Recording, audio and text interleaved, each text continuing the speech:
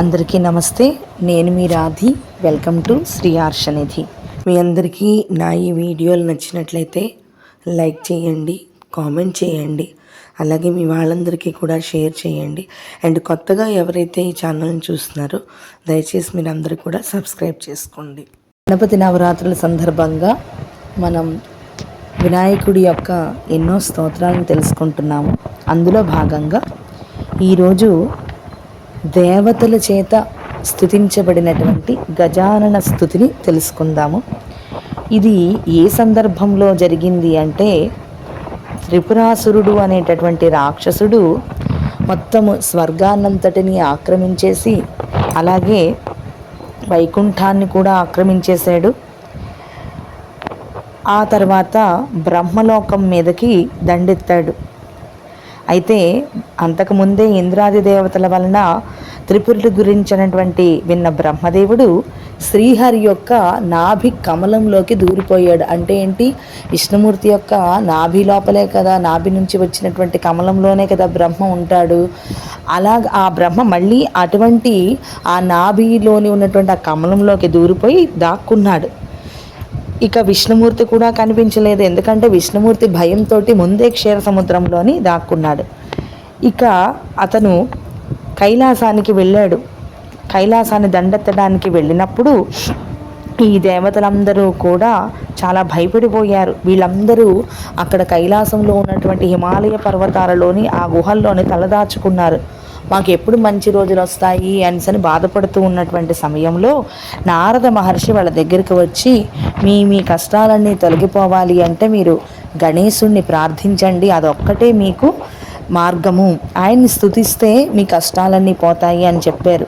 అప్పుడు దేవతలందరూ కూడా ఏకకంఠంతో చాలా బాధతోటి వినాయకుణ్ణి ఈ విధంగా స్తుతించారు.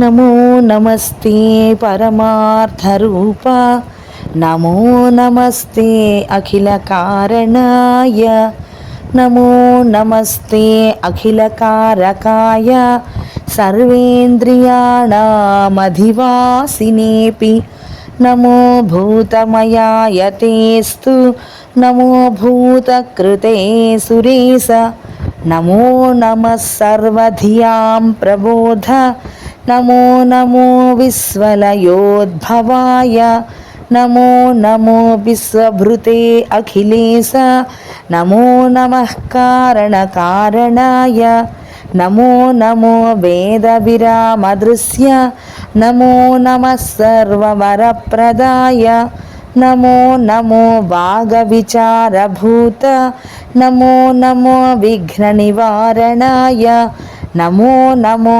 భక్తమనోరథస్తే, నమో నమో భక్తమనోరథజ్ఞే, నమో నమో విశ్వవిధానదక్ష, నమో నమో భక్తమనోరథేశ, నమో నమో దైత్య వినాశహేతో, నమో నమః సంకటనాశనాయ, నమో నమో కారుణికోత్తమాయ, నమో నమో జ్ఞానమయాయ తేస్తు, నమో నమో అజ్ఞాన వినాశనాయ, నమో నమో భక్తి విభూతిదాయ, నమో నమో భక్త విభూతిదాంత్రే, నమో నమో భక్త విమోక్షణాయ, నమో నమో భక్త నిబంధనాయ, నమో నమస్తే ప్రవిభక్తమూర్తే, నమో నమస్తత్వ విబోధకాయ, నమో